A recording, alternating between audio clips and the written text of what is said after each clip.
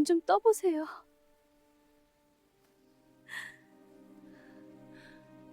여성은 시한부 판정을 받고 본인도 죽어가는데 다른 사람을 살리는 게 옳은 것인지 갈등에 휩싸입니다. 여성은 어떤 선택을 하게 될까요? 3개월 전, 늦가을 산속 오두막. 나는 평소처럼 아침 해가 뜨기 전에 눈을 떴습니다.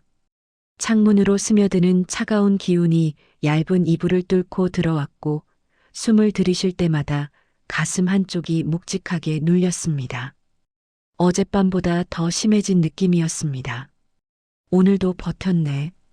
침대 옆 작은 탁자 위 할머니의 약초 주머니가 놓여 있었습니다. 낡은 천 조각으로 기운 자국이 그대로 남아있는 할머니 손때 묻은 그 주머니. 나는 오른손으로 조심스럽게 그것을 집어들었습니다. 왼팔은 팔꿈치 아래가 없으니 이런 작은 동작도 늘 오른손만으로 해야 했습니다. 주머니에서 희미하게 풍기는 약초 냄새. 쑥, 익모초, 하수오. 할머니가 평생 캐고 또 캔 것들이었습니다. 서연아, 이것만 기억해라. 산이 주는 건 다 약이야.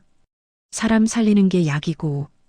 할머니의 목소리가 귓가에 맴돌았습니다. 돌아가신 지 3개월이 지났지만 여전히 이 오두막 곳곳에서 할머니의 흔적이 느껴졌습니다. 나는 천천히 몸을 일으켜 세웠습니다. 어지러움이 밀려왔지만 참을 만했습니다. 거울에 비친 내 얼굴은 1달 전보다 더 창백해져 있었습니다. 긴 생머리는 힘없이 어깨 위로 늘어져 있었고 눈 밑에는 짙은 그림자가 드리워져 있었습니다. 이제 정말 얼마 안 남았구나. 3년 전 대학병원에서 들었던 진단명. 희귀자가 면역질환. 당시 의사는 3년에서 5년이라고 했습니다. 이제 그 시간이 거의 다 되어가고 있었습니다. 오전 8시 나는 할머니의 낡은 바구니를 들고 오두막을 나섰습니다. 약초 주머니는 허리춤에 차고 오른손에는 작은 호미를 쥐었습니다. 10월 말의 산은 이미 겨울을 준비하고 있었고 찬 바람이 불 때마다 낙엽이 우수수 떨어졌습니다. 할머니라면 이맘때쯤 인동덩굴을 캐러 가셨을 텐데 할머니는 늘 이 시기에 인동덩굴 뿌리를 캐서 말렸습니다.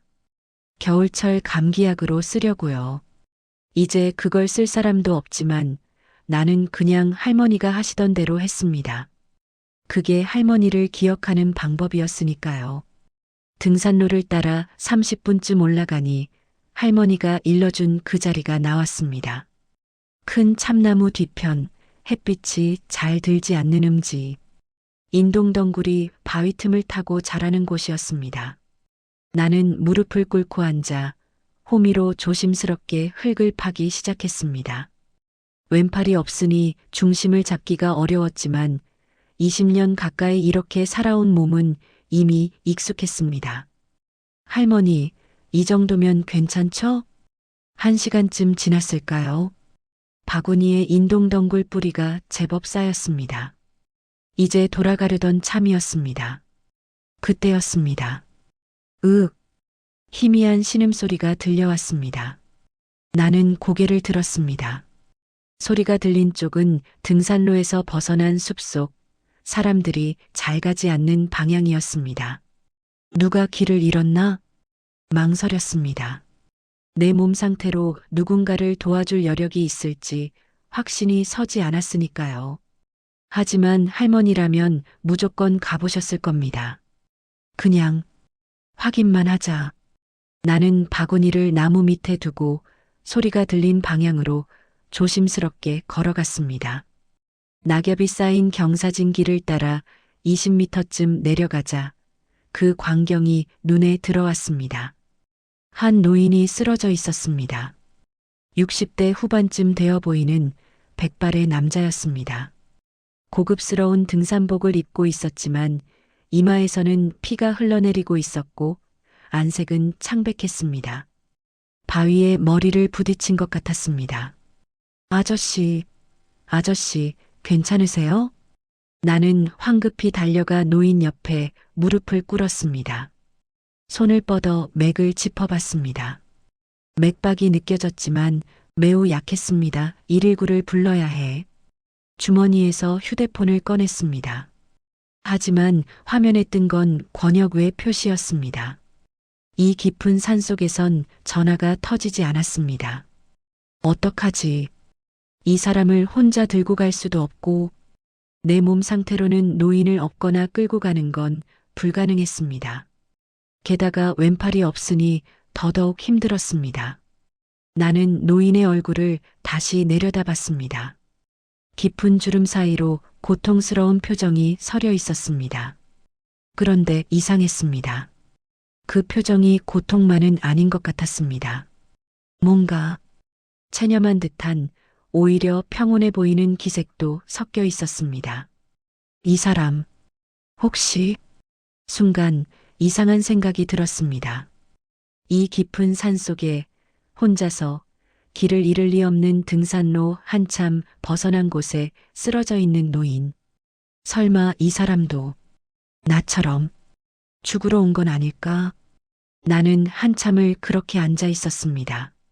노인을 내려다보면서 내 안에서 이상한 감정들이 뒤섞이고 있었습니다. 나도 어차피 곧 죽을 건데 이 사람을 구해봤자 무슨 소용이지? 냉정한 생각이었습니다. 내게 남은 시간은 기껏해야 몇 달, 어쩌면 몇 주일지도 모릅니다.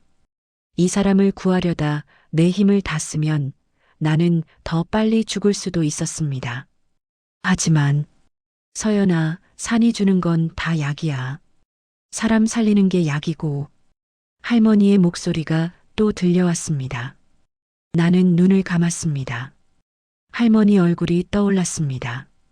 12살 때 처음 이 산골에 왔을 때 고아원에서 아무도 입양하지 않던 기형 8의 소녀를 데려와 키워주신 할머니. 아무 조건 없이 날 사랑해주신 할머니. 할머니라면 어떻게 하셨을까요? 대답은 뻔했습니다. 할머니는 무조건 이 사람을 구하셨을 겁니다. 당신 목숨이 위험해도 남의 생명 앞에선 망설이지 않으셨을 겁니다. 나는 눈을 떴습니다. 좋아. 마지막으로 한 번만. 허리춤에 약초 주머니를 풀었습니다. 안에서 말린 약초 몇 가지를 꺼냈습니다. 지혈에 쓰는 쑥 기운을 돋우는 인삼조각, 그리고 의식을 깨우는 석창포. 먼저 노인의 이마에서 흘러내리는 피를 닦아냈습니다. 다행히 상처는 깊지 않았습니다. 쑥을 입에 넣고 씹었습니다. 쓰디쓴 맛이 입안 가득 퍼졌고 나도 모르게 얼굴이 찌푸려졌습니다. 역시 쓰네. 충분히 씹은 쑥을 손으로 받아내 노인의 이마 상처에 발랐습니다.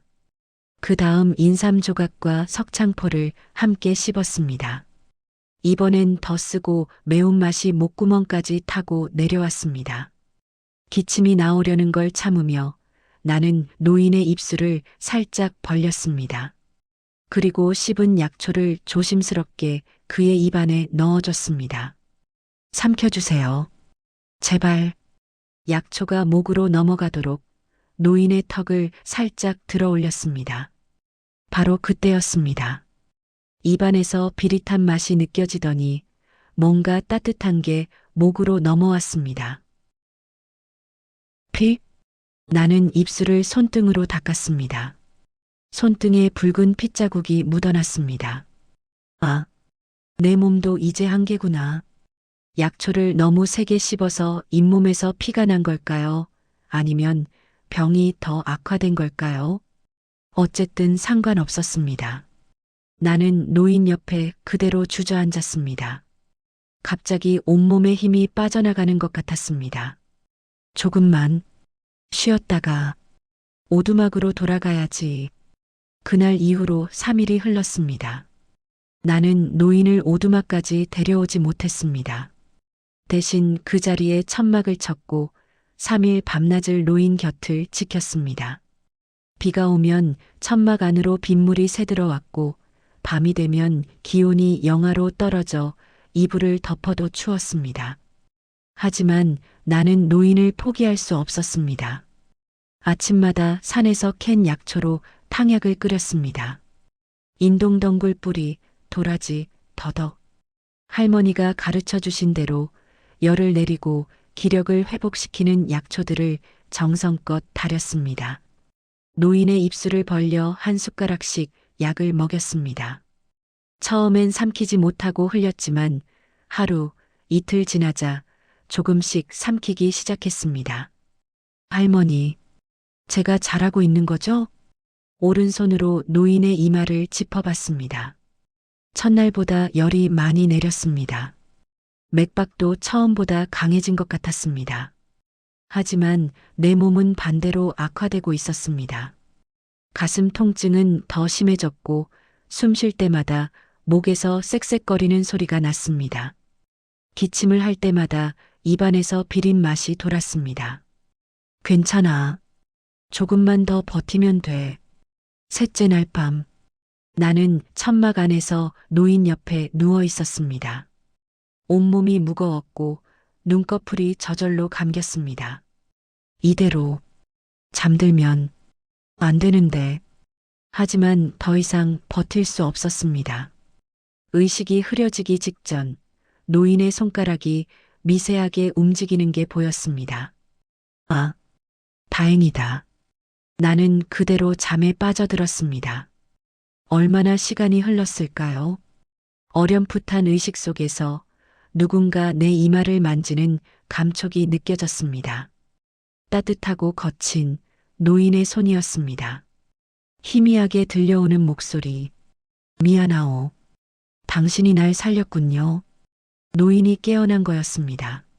나는 눈을 뜨려 했지만 눈꺼풀이 너무 무거웠습니다. 입술을 움직여 뭔가 말하려 했지만 목소리가 나오지 않았습니다. 그리고 마지막으로 들은 건 이젠 내가 당신을 살릴 차례요. 노인의 떨리는 음성이었습니다. 눈을 뜨자 낯선 천장이 보였습니다. 아니, 낯선 건 아니었습니다. 오두막 천장이었습니다. 나무 기둥 사이로 새어 들어오는 햇살, 창문 틈으로 들려오는 새소리. 분명 내가 살던 곳이었습니다. 내가 어떻게 여기까지 몸을 일으키려 하자 온몸이 욱신거렸습니다. 팔다리에 힘이 하나도 없었고 머리는 무거웠습니다. 하지만 신기하게도 가슴 통증은 조금 나아진 것 같았습니다. 고개를 돌리자 방 한쪽에 노인이 앉아 있었습니다. 바로 그 노인. 내가 3일 밤낮 간호했던 그 사람이었습니다. 그는 깨끗이 씻은 모습으로 내 낡은 의자에 앉아 뭔가를 끓이고 있었습니다. 작은 코펠에서 김이 모락모락 피어올랐고 익숙한 약초 냄새가 방 안에 가득했습니다. 노인이 내 시선을 느꼈는지 고개를 돌렸습니다. 깨어났군요. 그의 목소리는 생각보다 차분했습니다. 쓰러져 있을 때의 그 창백하고 힘없던 모습과는 달랐습니다. 깊은 주름 사이로 보이는 눈빛에는 뭔가 단단한 게 느껴졌습니다. 나는 입술을 달싹였습니다. 아저씨가 저를 당신이 쓰러진 걸 발견하고 여기까지 업고 왔습니다. 하루 반 동안 깨어나지 않아서 걱정했소. 그가 코펠을 들고 내 옆으로 다가왔습니다. 이걸 드시오. 당신이 내게 먹인 것과 비슷한 약초탕이요. 당신 오두막에 있던 약초들로 끓였소. 말을 마치고 그는 작은 사발에 탕약을 따라 내밀었습니다. 나는 오른손으로 조심스럽게 사발을 받았습니다. 김이 모락모락 나는 탕약, 그 냄새가 할머니가 끓여주시던 것과 똑같았습니다. 한 모금 마셨습니다. 쓰디쓴 맛이 혀를 타고 목으로 넘어갔습니다. 이 사람, 약초를 아는 사람인가? 탕약을 다 마시고 나자 조금 기운이 도는 것 같았습니다. 나는 노인을 똑바로 바라봤습니다. 아저씨는 누구세요? 노인은 잠시 망설이는 듯 하더니 주머니에서 지갑을 꺼냈습니다. 그리고 그 안에서 명함 한 장을 빼내 내게 건넸습니다. 나는 명함을 받아들었습니다. 강민재, 대한그룹 회장. 아래엔 화려한 직함들이 줄줄이 적혀 있었습니다. 재벌, 회장. 나는 명함을 다시 들여다봤습니다. 그리고 노인의 얼굴을 다시 봤습니다. 이제 보니 그의 옷차림새, 말투, 눈빛, 모든 게 평범한 등산객과는 달랐습니다. 하지만 나는 별로 놀라지 않았습니다. 그가 재벌이든 거지든 내게는 별 상관없었으니까요. 그래서요? 노인은 내 반응에 조금 의아한 표정을 지었습니다. 놀라지 않는군요. 별로요. 아저씨가 누구든 제가 한 건 그냥 사람 살린 거니까요. 나는 명함을 탁자 위에 내려놓았습니다. 노인은 한참을 나를 바라보다가 작게 웃었습니다. 아주 오랜만에 웃는 얼굴 같았습니다. 그렇소. 당신 말이 맞소. 그가 의자를 끌어다 내 침대 옆에 앉았습니다. 내 이름은 강민재요. 당신 이름은? 이서연이요. 서연 씨, 고맙소. 당신이 아니었다면 나는 그 산속에서 죽었을 거요. 그의 목소리에 진심이 묻어났습니다. 나는 고개를 저었습니다. 아니에요. 저도 그냥 할머니가 가르쳐 준 대로 한 것뿐이에요. 할머니? 제 할머니. 이 오두막에서 저를 키워주신 분이에요. 3개월 전에 돌아가셨어요. 노인의 얼굴에 안타까운 기색이 스쳤습니다. 그랬군요. 그 약초 지식도 할머니께 배운 거요? 네. 할머니는 평생 이 산에서 약초를 캐며 사셨어요. 저한테 다 가르쳐 주셨고요. 나는 침대 옆 탁자를 가리켰습니다. 그곳에 할머니의 약초 주머니가 놓여 있었습니다. 대단하시구먼. 그 할머니도 그걸 배운 당신도. 노인이 진심 어린 존경의 눈빛으로 날 바라봤습니다. 나는 아무 말도 하지 못했습니다. 그날 오후 노인은 오두막 밖으로 나가 장작을 패고 물을 길어왔습니다. 나는 그를 말리려 했지만 그는 고집스럽게 일을 계속했습니다. 내가 신세를 졌으니 이 정도는 해야 하지 않겠소? 해가 질 무렵 노인은 내가 저장해둔 감자와 된장으로 소박한 저녁을 차렸습니다. 우리는 작은 밥상을 사이에 두고 마주 앉았습니다. 묵묵히 밥을 먹던 노인이 입을 열었습니다. 서연 씨, 실례지만 당신은 왜 이런 깊은 산속에 혼자 사는 거요? 나는 숟가락을 내려놓았습니다. 제가 오래 살 수 있는 몸이 아니거든요. 노인의 손이 멈췄습니다. 병이 있어요. 희귀한 자가 면역 질환이라고 하더라고요. 3년 전에 진단받았는데 의사가 그러더라고요. 3년에서 5년. 나는 담담하게 말했습니다. 이미 받아들인 사실이었으니까요. 할머니가 돌아가시고 나서 생각했어요. 어차피 죽을 거라면 할머니가 사랑했던 이 산에서 조용히 마지막을 맞이하고 싶다고. 노인은 한동안 아무 말도 하지 못했습니다. 그의 얼굴에 복잡한 감정들이 스쳐 지나갔습니다. 그렇게 젊은 나이에 괜찮아요. 이미 각오했고요. 오히려 이렇게 사는 게 편해요. 아무도 신경 쓸 사람 없고 아무한테도 짐이 되지 않고. 나는 다시 숟가락을 들었습니다. 하지만 노인은 계속 나를 바라보고 있었습니다. 그의 눈빛이 이상했습니다. 연민? 아니, 그것만은 아니었습니다. 뭔가 자신의 이야기를 하는 것 같은 그런 눈빛이었습니다. 아저씨도 혹시? 나는 조심스럽게 물었습니다. 그날 왜 그 깊은 산속에 혼자 계셨어요?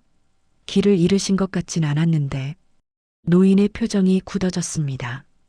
한참의 침묵이 흘렀습니다. 나도 당신과 비슷하오. 그가 천천히 입을 열었습니다. 죽으러 간 거요.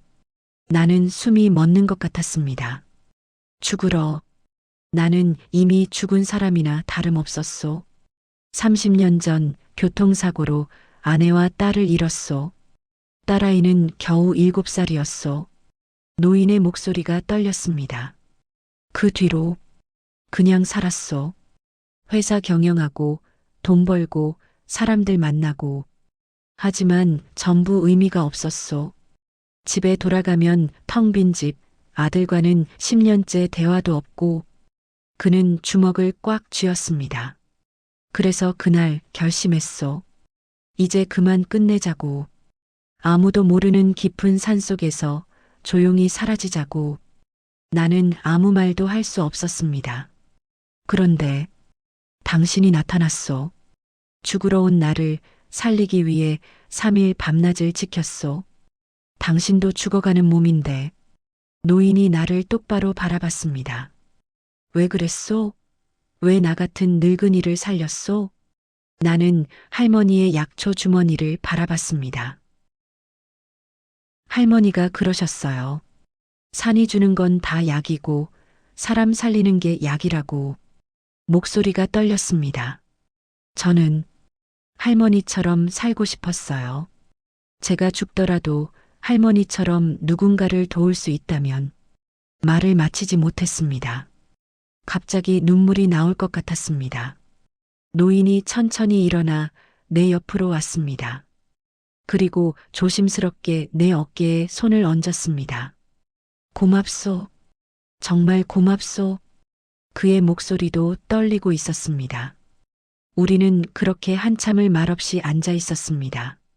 2명의 죽으려던 사람, 서로를 살린 사람들. 이튿날 아침, 노인은 내가 아침 식사를 준비하는 걸 지켜보고 있었습니다.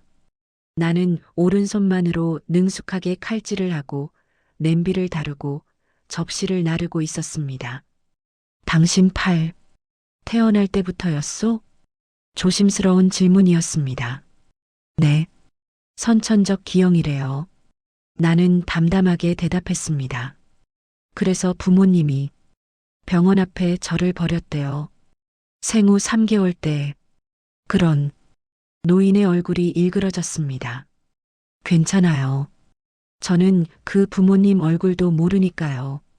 그냥 제가 태어난 게 실수였던 거겠죠. 실수가 아니요. 노인이 단호하게 말했습니다. 당신이 태어난 건 실수가 아니요. 당신이 없었다면 나는 지금 죽어 있었을 거요. 나는 고개를 들어 노인을 봤습니다. 그는 진심이었습니다. 그 눈빛이 말해주고 있었습니다. 당신은 누군가에게 꼭 필요한 사람이요. 갑자기 가슴이 뜨거워졌습니다. 평생 동안 들어본 적 없는 말이었습니다. 필요한 사람. 나는 고개를 돌렸습니다. 눈물을 보이고 싶지 않았습니다. 그날 오후 노인은 오두막 주변을 산책하고 있었습니다. 나는 그를 따라 천천히 걸었습니다. 이 산은 참 아름답소. 당신 할머니가 왜 평생을 여기서 사셨는지 알 것 같소? 할머니는 이 산이 전부였어요. 저한테도 이 산의 모든 걸 가르쳐 주셨고요. 우리는 할머니 산소 앞에 섰습니다. 작은 봉분에 이끼가 살짝 끼어 있었습니다. 나는 무릎을 꿇고 절을 했습니다. 노인도 옆에서 함께 절을 했습니다. 훌륭하신 분이었소. 네, 제 전부였어요. 노인이 조심스럽게 물었습니다. 서연 씨, 당신은 지금도 병원 치료를 받고 있소? 나는 고개를 저었습니다. 아니요. 1년 전에 포기했어요. 어차피 치료법이 없다고 하더라고요. 그냥 통증 완화제만 먹으면서 시간을 보내는 거라고. 그럼 지금은 버티고 있어요. 하루하루. 할머니가 돌아가신 후로는 약도 거의 안 먹어요. 그냥 자연스럽게 가려고요. 노인의 얼굴에 고통스러운 표정이 스쳤습니다. 내 딸이 당신과 같은 나이였소. 22. 나는 노인을 바라봤습니다. 교통사고 나기 전까지 딸아이는 피아노를 좋아했소. 집에만 오면 온종일 피아노를 쳤지. 그 소리가 지금도 귓가에 맴돌 때가 있어. 그의 목소리가 떨렸습니다. 당신을 보고 있으면 자꾸 딸아이가 생각나오. 만약 딸아이가 살아있었다면 당신 같은 나이가 됐을 텐데. 노인이 눈을 감았습니다. 그의 눈가에 눈물이 맺혔습니다. 나는 가슴이 미어지는 것 같았습니다. 이 사람, 얼마나 외로웠을까. 해질 무렵, 우리는 오두막 앞 평상에 나란히 앉아 있었습니다. 석양이 산 너머로 지고 있었고, 하늘은 붉게 물들어 있었습니다. 노인이 조용히 말했습니다. 서연 씨, 나와 함께 산을 내려가지 않겠소? 나는 고개를 돌려 그를 봤습니다. 당신을 제대로 된 병원에서 치료받게 하고 싶소? 내가 할 수 있는 모든 방법을 동원해서라도. 아저씨, 아직 늦지 않았을 수도 있소. 새로운 치료법이 있을 수도 있고 해외에는 더 좋은 병원도 있소. 제발 포기하지 말아요. 그의 목소리에는 절박함이 묻어났습니다. 하지만 나는 고개를 저었습니다. 아저씨, 고마워요. 정말 고마워요. 하지만 나는 석양을 바라봤습니다. 저는 이미 끝난 사람이에요. 제 운명은 이미 정해져 있어요. 그냥 이대로 조용히 가고 싶어요. 서연 씨, 아저씨는 가세요. 가서 다시 사세요. 아저씨는 아직 살아야 할 이유가 있잖아요. 아드님도 계시고. 노인이 입을 열려다 말고 닫았습니다. 한참의 침묵이 흘렀습니다. 알겠소. 노인이 천천히 일어섰습니다. 하지만 나는 포기하지 않을 거요. 당신이 내 생명을 구했으니 이번엔 내가 당신을 구할 차례요. 그는 주머니에서 명함을 한 장 더 꺼내 내게 건넸습니다. 언제든 마음이 바뀌면 연락하시오. 내가 어떻게든 돕겠소. 나는 명함을 받았습니다.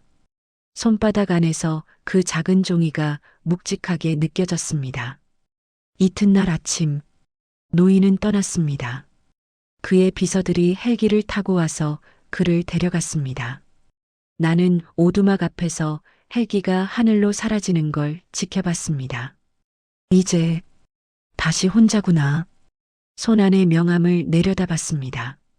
강민재, 대한그룹 회장. 하지만 괜찮아. 어차피 나는. 그때였습니다. 갑자기 가슴에서 날카로운 통증이 밀려왔습니다. 무릎이 꺾였습니다. 나는 그대로 땅에 주저앉았습니다. 입안에 비린 맛이 가득 찼고 숨이 제대로 쉬어지지 않았습니다. 이제 정말. 손에서 명함이 떨어져 나갔습니다. 의식이 흐려지기 직전 마지막으로 본 건 바람에 날리는 그 명함이었습니다. 서연 씨, 서연 씨. 희미한 의식 속에서 누군가 내 이름을 부르는 소리가 들렸습니다. 눈을 뜨려 했지만 눈꺼풀이 납덩이처럼 무거웠습니다. 몸은 땅에 쓰러진 채였고 입안에는 여전히 비린 맛이 가득했습니다. 119. 빨리 119. 동네 보건소 박 선생님의 목소리였습니다. 일주일에 한 번씩 산골 마을을 순회 진료하시는 분이었습니다. 선생님이 오시는 날이었구나. 서연 씨, 정신 차리세요. 눈 뜨세요. 박 선생님의 다급한 목소리와 함께 내 몸이 들려 올려지는 게 느껴졌습니다. 그리고 다시 의식이 끊어졌습니다. 눈을 떴을 때 나는 보건소 침대에 누워 있었습니다. 천장에 형광등이 눈부시게 빛나고 있었고 코에는 산소호흡기가 꽂혀 있었습니다. 팔에는 링거 바늘이 박혀 있었습니다. 정신 드셨어요? 박 선생님이 내 옆으로 다가왔습니다. 50대 중반의 다정한 인상 하지만 지금은 심각한 표정이었습니다. 선생님, 목소리가 제대로 나오지 않았습니다. 서연 씨 상태가 많이 안 좋아요. 대학병원으로 가셔야 해요.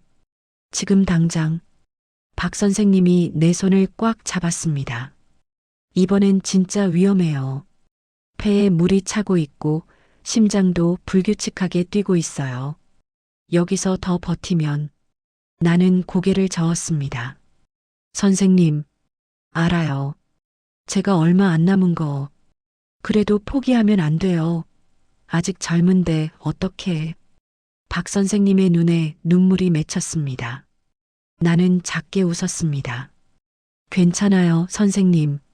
저는 이미 각오했어요.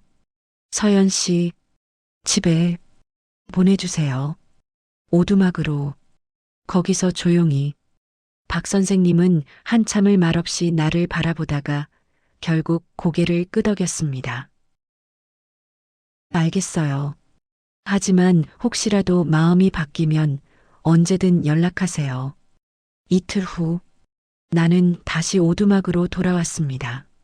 박 선생님이 진통제와 응급약을 한 보따리 챙겨주셨지만 나는 그것들을 구석에 치워뒀습니다. 약으로는 이제 안 되지. 침대에 누워 천장을 바라봤습니다. 할머니가 살아계실 때는 저 천장에 약초 다발들이 주렁주렁 매달려 있었습니다. 지금은 텅 비어 있었습니다. 할머니, 곧 갈게요. 창밖으로 11월의 차가운 바람이 불어왔습니다. 나뭇잎들이 우수수 떨어지는 소리, 겨울이 다가오고 있었습니다. 나는 할머니의 약초 주머니를 꺼내 가슴에 안았습니다. 할머니 냄새가 희미하게 남아 있었습니다. 이제 정말 끝이구나. 눈을 감았습니다. 그때였습니다. 또각또각 밖에서 발소리가 들렸습니다. 문이 열렸습니다. 나는 고개를 돌렸습니다. 누구? 문 앞에 선 사람을 보고 나는 숨이 멎는 줄 알았습니다. 강민재 회장이었습니다. 그것도 혼자가 아니었습니다. 그 뒤로 정장을 입은 비서 2명, 그리고 흰 가운을 입은 의사 1명이 따라 들어왔습니다. 서연 씨, 회장이 내게 다가왔습니다. 그의 얼굴에는 단호한 표정이 서려 있었습니다. 아저씨, 왜 다시 박 선생님께 연락을 받았소? 당신이 쓰러졌다고. 박 선생님이. 나는 약속했소. 당신이 내 생명을 구했으니 이번엔 내가 당신을 구할 차례라고. 회장이 내 침대 옆에 무릎을 꿇었습니다. 제발 치료를 받으시오. 내가 할 수 있는 모든 것을 동원하겠소. 국내 최고의 병원, 해외 전문의, 신약 임상시험. 뭐든지. 나는 고개를 저었습니다. 아저씨, 소용없어요. 이미 여러 병원에서. 아직 안 해본 방법이 있소. 회장이 뒤를 돌아봤습니다. 흰 가운의 의사가 앞으로 나왔습니다. 이분은 서울대병원 면역내과 최고의 교수님이시오. 당신과 같은 질환의 세계적 권위자시지. 의사가 공손하게 고개를 숙였습니다. 이서연 씨, 저는 김태준입니다. 회장님께 부탁을 받고 당신의 의료 기록을 검토했습니다. 김 교수가 서류 뭉치를 꺼냈습니다. 당신이 진단받은 질환. 사실 최근 미국에서 신약 임상시험이 진행 중입니다. 아직 FDA 승인 전이지만 효과가 상당히 좋다는 보고가 있습니다. 내 심장이 뛰었습니다. 신약? 네. 하지만 임상시험 참가 조건이 까다롭습니다. 그래도 회장님께서 모든 절차를 준비하셨습니다. 당신만 동의하시면 됩니다. 나는 할 말을 잃었습니다. 이 사람들이 나를 위해 이렇게까지. 한참의 침묵이 흘렀습니다. 나는 천천히 입을 열었습니다. 왜요? 뭐가? 왜 저한테 이렇게까지 하시는 거예요? 저는 아저씨한테 아무것도 아닌 사람이잖아요. 회장의 얼굴이 일그러졌습니다. 아무것도 아니라니. 그가 내 손을 꽉 잡았습니다. 당신은 내 생명의 은인이요. 그리고 그의 목소리가 떨렸습니다. 당신을 보고 있으면 내 딸이 생각나오. 30년 전 잃어버린 내 딸. 만약 그 아이가 살아 있었다면 당신 같은 나이가 됐을 거요. 눈물이 그의 눈가에 맺혔습니다. 제발 나한테 기회를 주시오. 내가 못다한 아버지 노릇을 할 기회를. 나는 가슴이 미어지는 것 같았습니다. 하지만 아저씨, 저는 버려진 아이예요. 내 목소리도 떨렸습니다. 태어날 때부터 부모한테 버려지고 고아원에서도 아무도 원하지 않았어요. 이 팔 때문에 왼팔을 들어 보였습니다. 저는 누군가에게 사랑받을 자격이 없는 사람이에요. 그런 제가 아저씨의 호의를 받을 수 없어요. 또 버려질까봐 무서워요. 서연 씨, 그냥 이대로 조용히 가게 해주세요. 이게 제가 선택한 거예요. 회장이 내 손을 더 세게 잡았습니다. 당신은 버려진 게 아니오. 할머니가 당신을 선택했소. 그리고 지금 나도 당신을 선택하고 있소. 나는 고개를 저었습니다. 안 돼요. 저는 나도 당신처럼 죽으려 했소. 회장의 갑작스러운 고백에 나는 말을 멈췄습니다. 30년을 죽은 듯이 살다가 그날 산에 올라갔소. 모든 걸 끝내려고. 그런데 당신이 나타났소. 그의 목소리에 진심이 묻어났습니다. 당신이 내게 다시 살아야 할 이유를 줬소. 이번엔 내가 당신한테 그 이유를 주고 싶소. 바로 그때였습니다. 오두막 문이 거칠게 열렸습니다. 아버지, 40대 중반의 남자가 들어섰습니다. 명품 정장 차림, 날카로운 인상. 회장의 아들 강우진이었습니다. 회장이 고개를 돌렸습니다. 우진아, 아버지, 지금 뭐 하시는 겁니까? 우진의 목소리는 차가웠습니다. 비서한테 들었습니다. 이 여자를 치료해 주겠다고? 해외 임상시험까지 알아보셨다고요? 그래, 내가 결정한 일이다. 말도 안 됩니다. 아버지, 정신 차리십시오. 이 여자가 누구라고? 강우진 씨, 내가 끼어들었습니다. 저도 거절했어요. 아버님의 호의를 받을 수 없다고 했어요. 우진이 나를 차갑게 내려다봤습니다. 잘 아시네요. 그럼 깔끔하게 포기하시죠. 우진아, 회장이 벌떡 일어났습니다. 내가 무슨 권리로 내 결정에 간섭하느냐? 권리요? 아버지의 아들이니까요. 10년 동안 아버지와 대화도 없이 살았지만 그래도 저는 아버지의 피를 나눈 아들입니다. 둘의 시선이 부딪혔습니다. 그런데 이 낯선 여자를 위해 회사 돈을 쓰시겠다고요? 해외 치료에 얼마가 들어가는지 아십니까? 내 돈이다. 내 마음대로 쓴다. 회사 회장의 돈은 개인 돈이 아닙니다. 주주들에게 책임을. 닥쳐. 회장이 소리쳤습니다. 내가 주주 운운할 자격이 있나? 10년 동안 나와 한마디도 안 하던 내가. 우진의 얼굴이 굳어졌습니다. 그건 아버지도 마찬가지 아닙니까? 어머니와 누나가 돌아가신 후 아버지는 저를 한 번도 제대로 쳐다보지 않으셨잖아요. 회장이 할 말을 잃었습니다. 저도 가족이 필요했습니다. 아버지가 필요했어요. 하지만 아버지는 평생 죽은 사람들만 그리워하셨죠. 우진의 목소리가 떨렸습니다. 그런데 이제 와서 이 낯선 여자한테 아버지 노릇을 하시겠다고요? 나는 더 이상 참을 수 없었습니다. 그만하세요. 두 사람이 나를 봤습니다. 저 때문에 부자지간에 싸우지 마세요. 나는 침대에서 일어나려 했습니다. 하지만 몸에 힘이 없어 비틀거렸습니다. 회장이 황급히 나를 붙잡았습니다. 서연 씨, 무리하지 마시오. 괜찮아요. 나는 우진을 똑바로 바라봤습니다. 강우진 씨, 저는 아버님의 돈도 가족도 아무것도 원하지 않아요. 그냥 조용히 가고 싶을 뿐이에요. 우진이 뭔가 말하려다 입을 다물었습니다.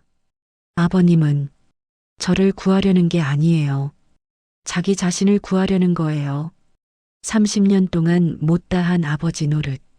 그 죄책감을 풀려는 거예요. 회장이 숨을 멈췄습니다. 하지만 저는 그 대상이 될 수 없어요. 저는 이미 끝난 사람이고 목소리가 떨렸습니다. 저는 사랑받을 자격이 없어요. 침묵이 흘렀습니다. 우진이 천천히 나에게 다가왔습니다. 당신은 정말로 죽고 싶습니까? 나는 고개를 들었습니다. 아니요. 솔직하게 대답했습니다. 죽고 싶진 않아요. 하지만 선택권이 없어요. 이미 정해진 운명이니까요. 만약 살 수 있는 방법이 있다면? 그럼 살고 싶죠. 누구나 그렇잖아요. 우진이 아버지를 돌아봤습니다.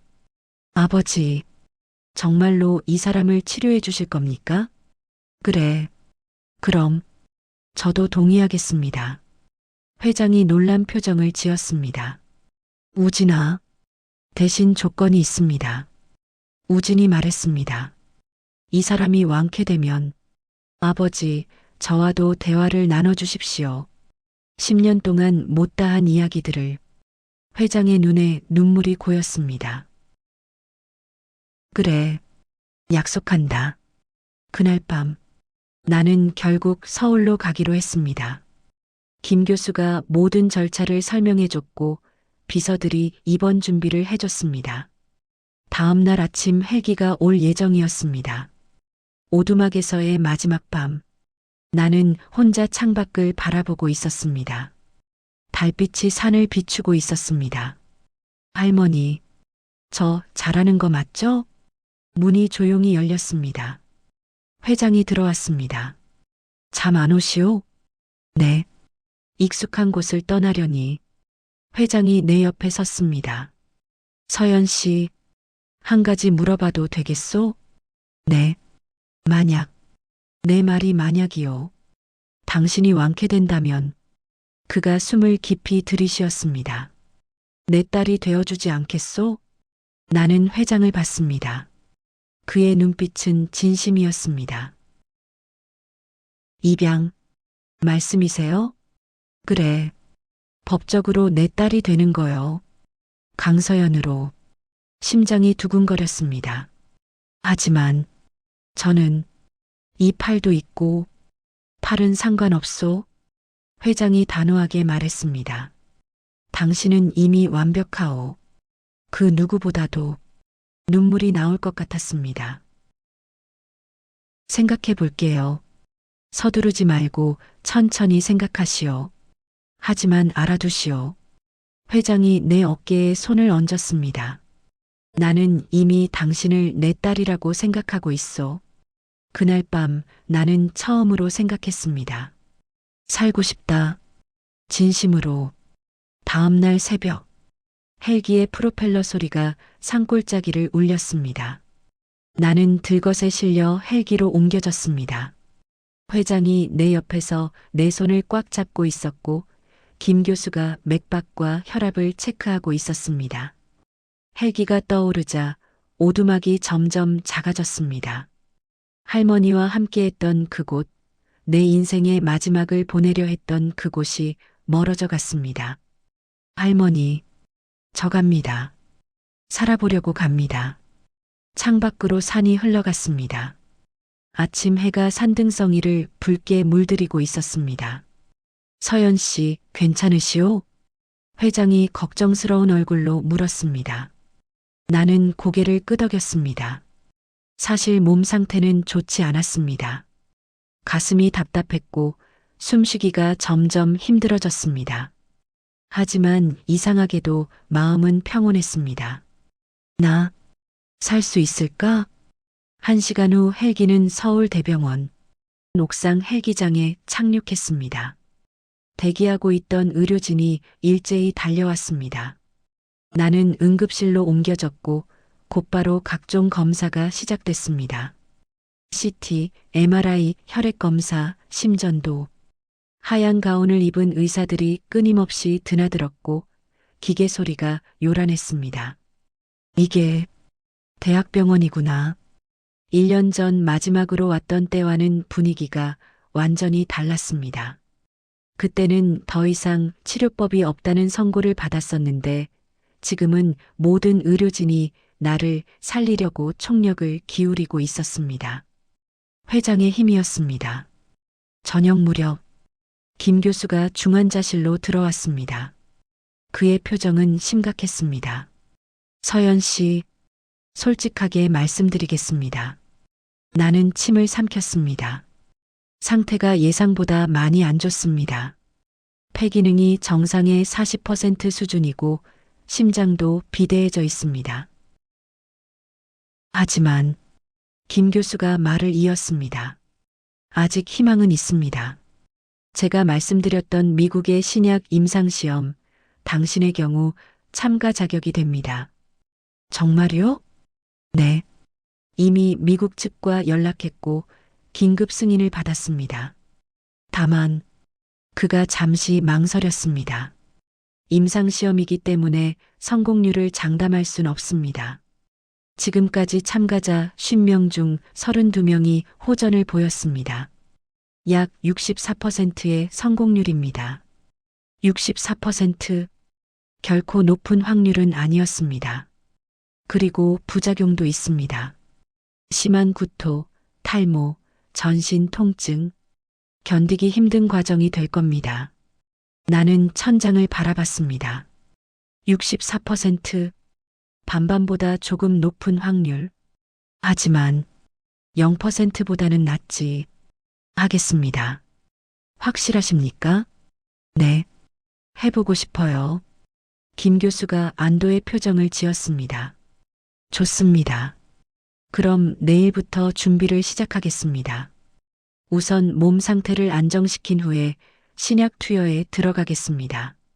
그날 밤 나는 특별실로 옮겨졌습니다. 회장이 주선한 VIP 병실이었습니다. 일반 병실과는 차원이 다른 곳이었습니다. 넓은 공간, 깨끗한 시설, 창밖으로 보이는 서울 야경. 나 같은 사람이 이런 곳에. 문이 노크됐습니다. 들어가도 되겠소?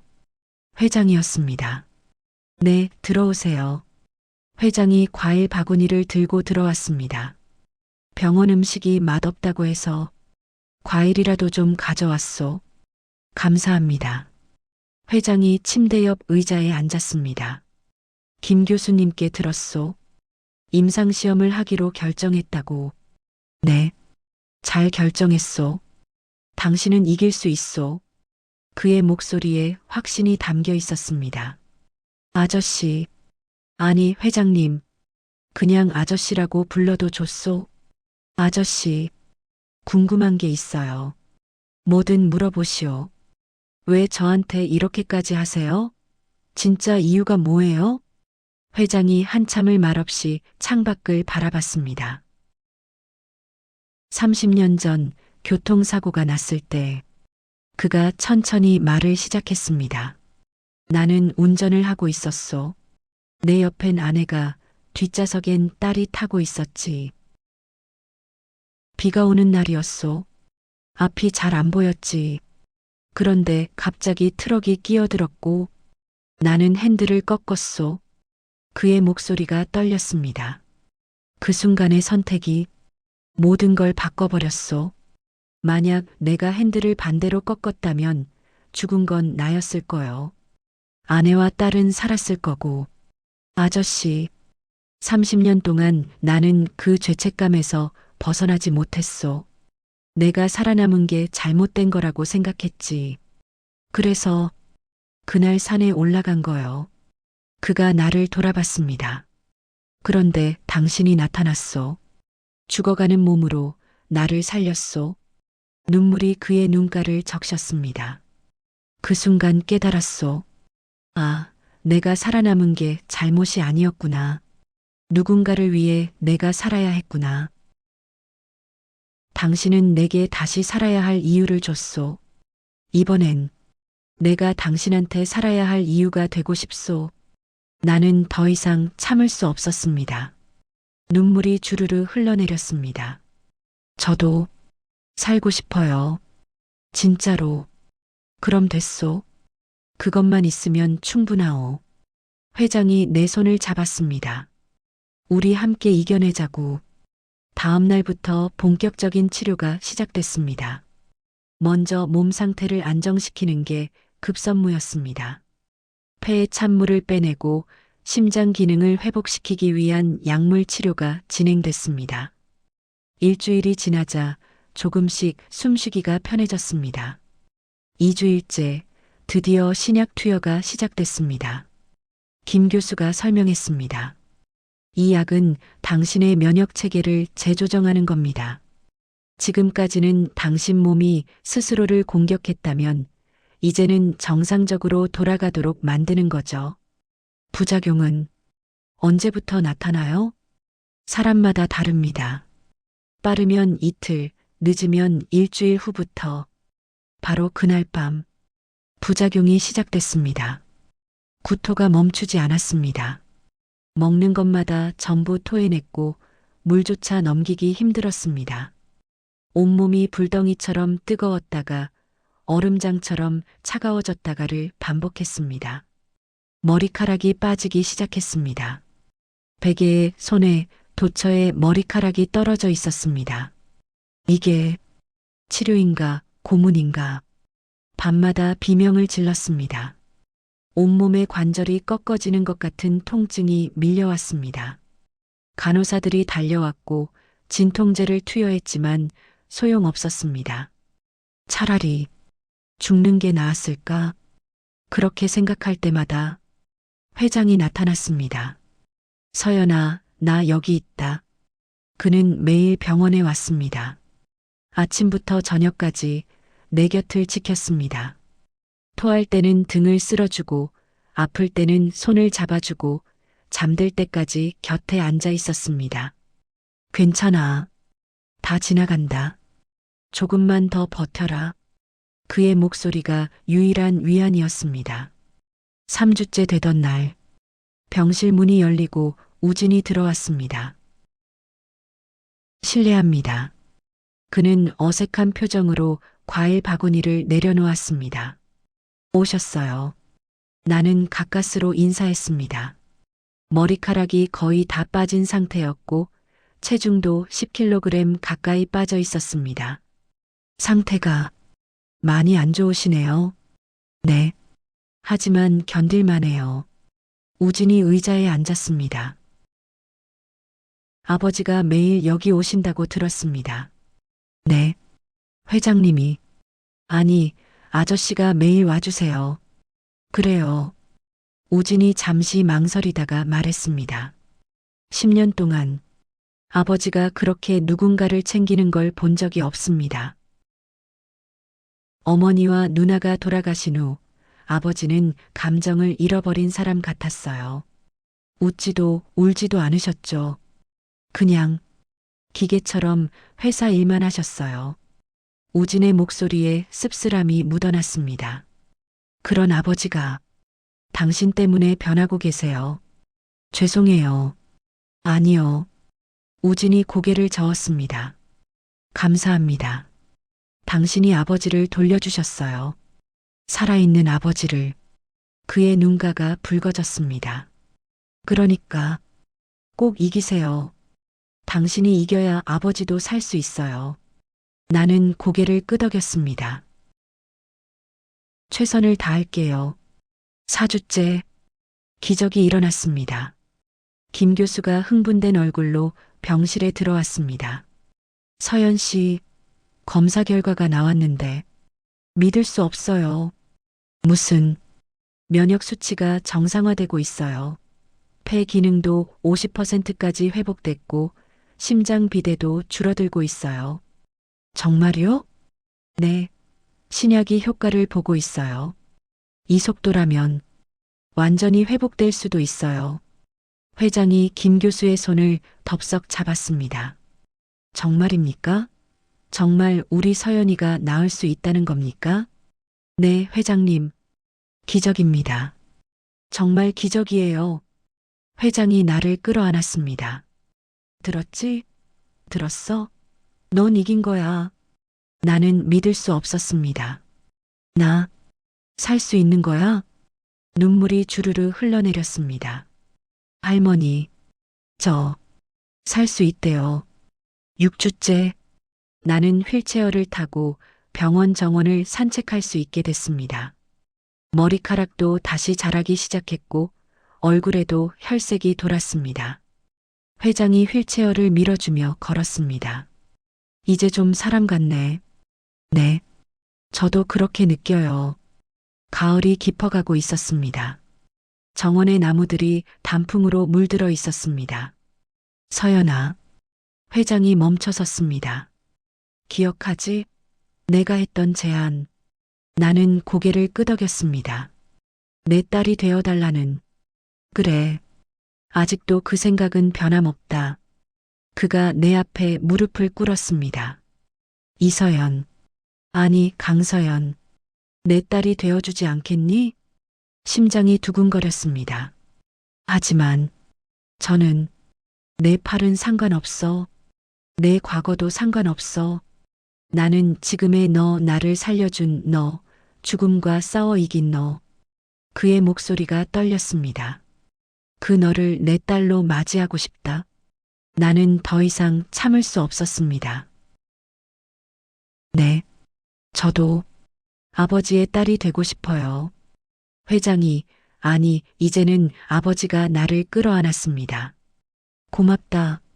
정말 고맙다, 내 딸. 우리는 그렇게 한참을 안고 울었습니다. 그날 저녁, 병실로 돌아오자 우진이 기다리고 있었습니다. 그의 손에는 서류 봉투가 들려 있었습니다. 입양 서류를 준비했습니다. 회장이 놀라서 우진을 봤습니다. 우진아, 아버지, 저도 찬성합니다. 서연 씨를 제 동생으로 인정하겠습니다. 우진이 나를 봤습니다. 앞으로 잘 부탁드립니다. 동생, 나는 눈물을 흘리며 고개를 숙였습니다. 오빠, 감사합니다. 회장이 두 사람을 끌어안았습니다. 고맙다. 너희들 정말 고맙다. 30년 만에 가족이 다시 만들어지는 순간이었습니다. 하지만 바로 그때 간호사가 급히 들어왔습니다. 회장님, 큰일 났습니다. 무슨 일이요? 김 교수님이 서연 씨 검사 결과를 다시 확인했는데 이상한 점을 발견했다고. 모두의 얼굴이 굳어졌습니다. 무슨 말이요? 직접 오셔서 들으셔야 할 것 같다고. 불길한 예감이 들었습니다. 설마 김 교수의 진료실. 우리는 긴장된 얼굴로 앉아 있었습니다. 아버지는 내 손을 꽉 잡고 계셨고 우진 오빠는 팔짱을 낀 채 창밖을 바라보고 있었습니다. 김 교수가 CT 사진을 모니터에 띄웠습니다. 걱정하지 마세요. 나쁜 소식은 아닙니다. 모두가 안도의 한숨을 쉬었습니다.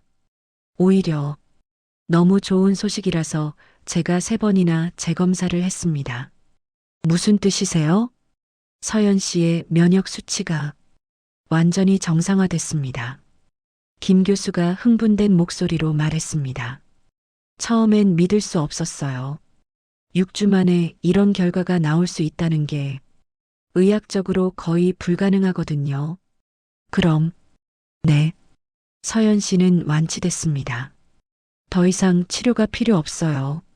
순간 시간이 멈춘 것 같았습니다. 완치 됐다고요? 네. 폐 기능 85%, 심장도 정상 크기로 돌아왔고 면역 수치도 정상입니다. 기적이에요. 정말 기적입니다.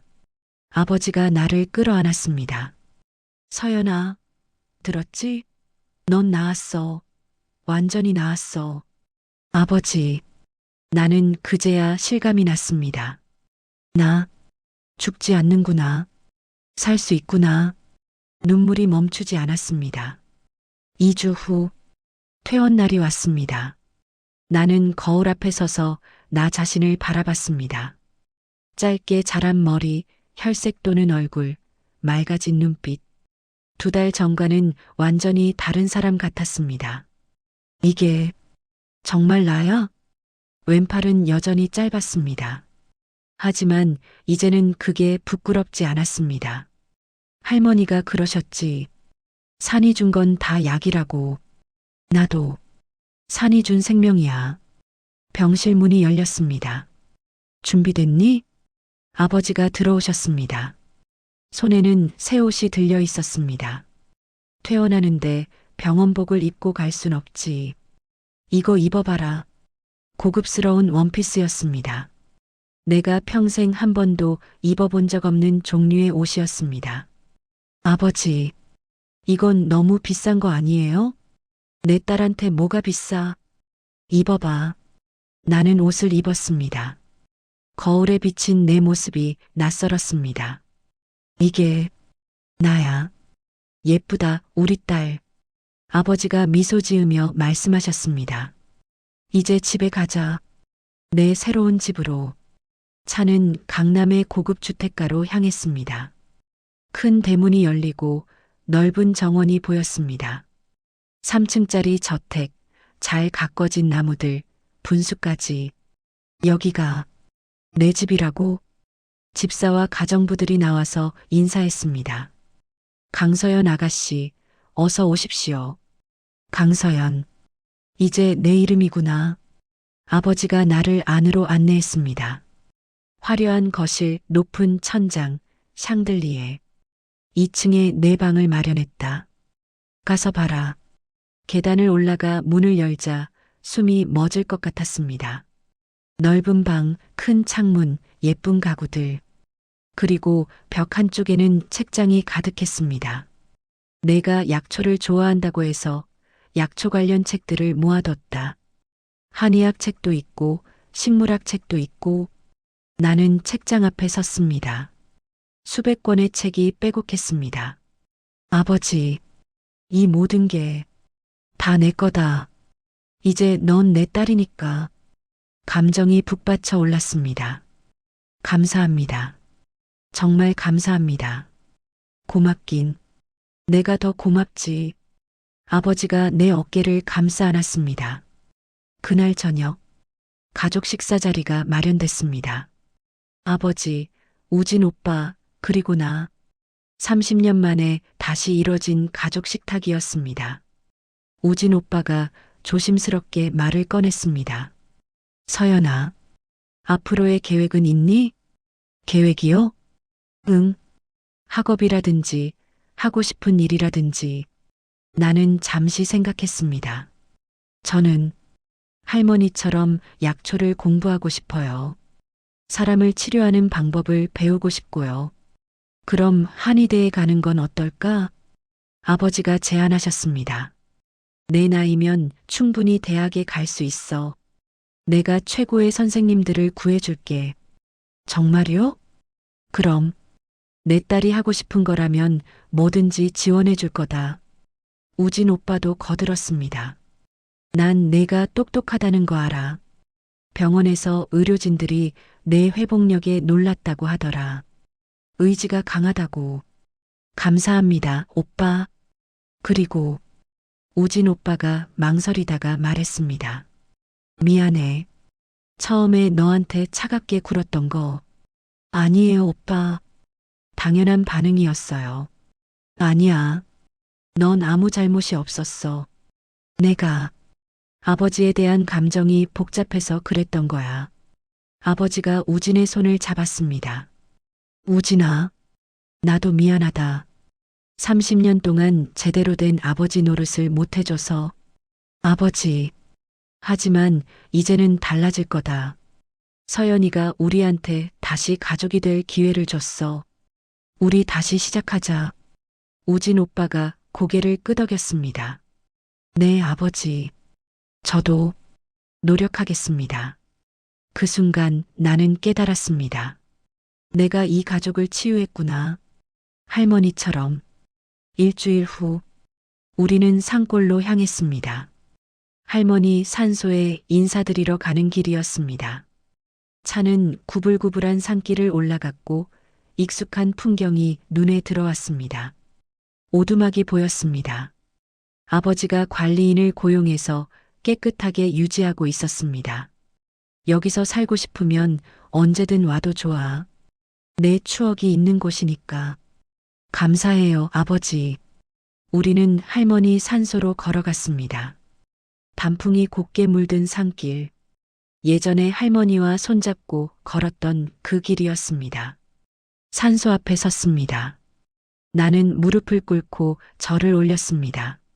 아버지와 우진 오빠도 함께 절을 했습니다. 할머니, 저 왔어요.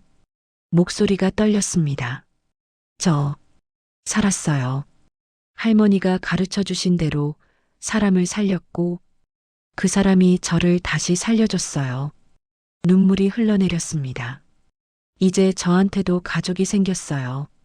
저를 사랑해주는 아버지, 오빠, 할머니께서 바라셨던 그런 삶을 살 수 있게 됐어요.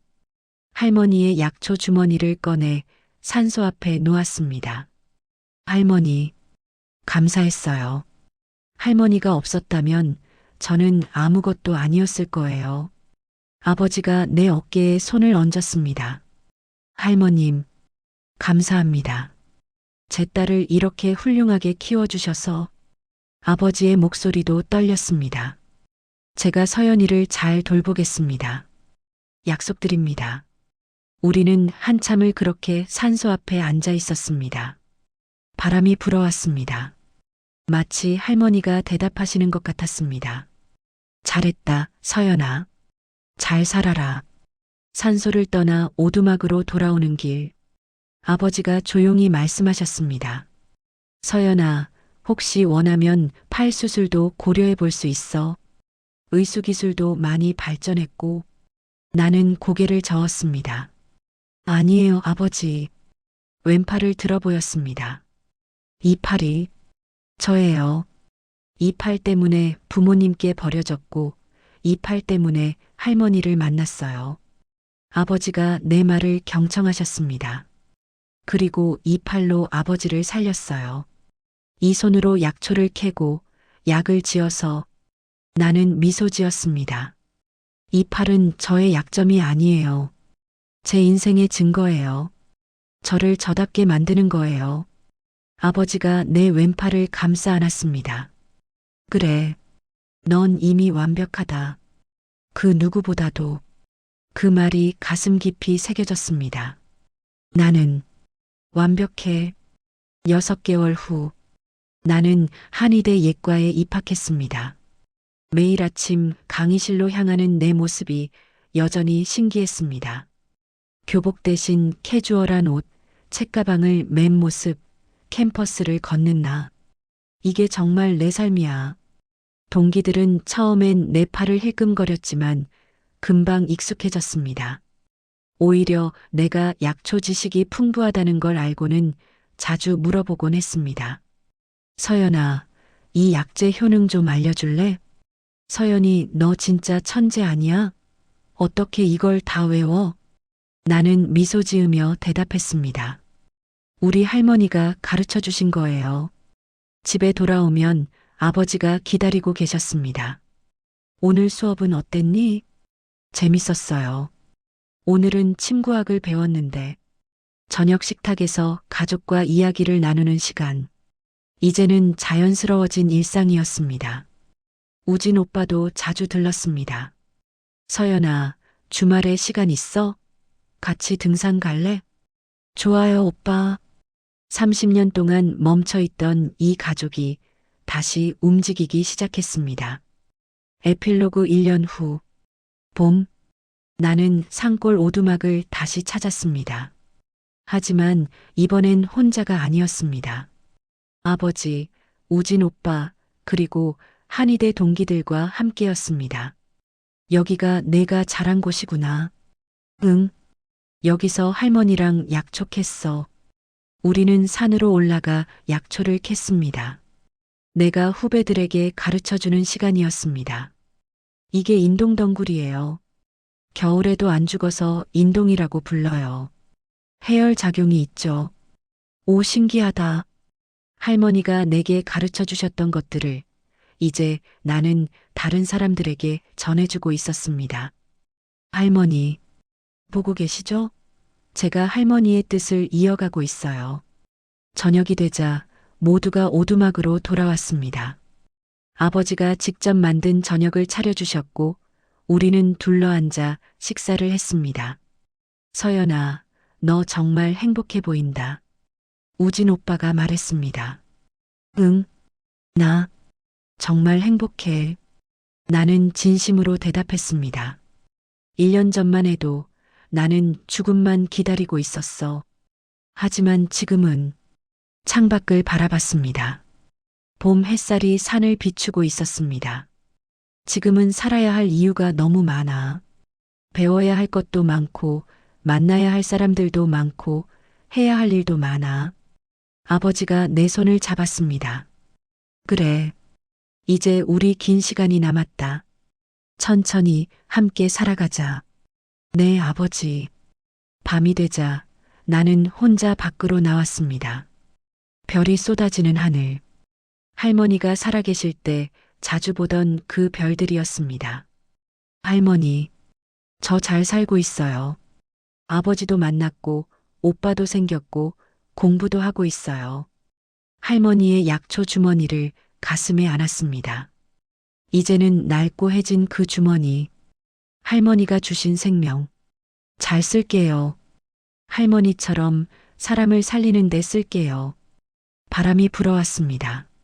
마치 할머니가 웃으며 대답하시는 것 같았습니다. 그래, 서연아. 넌 이제 완벽하단다. 나는 미소 지었습니다. 왼팔은 여전히 짧았습니다. 하지만 이제는 알았습니다.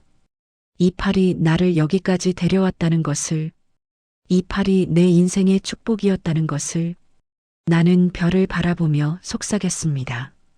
할머니, 감사했어요. 그리고 아버지, 사랑해요. 생명의 빚은 사랑으로 갚아졌고 사랑의 씨앗은 새로운 가족을 피워냈습니다.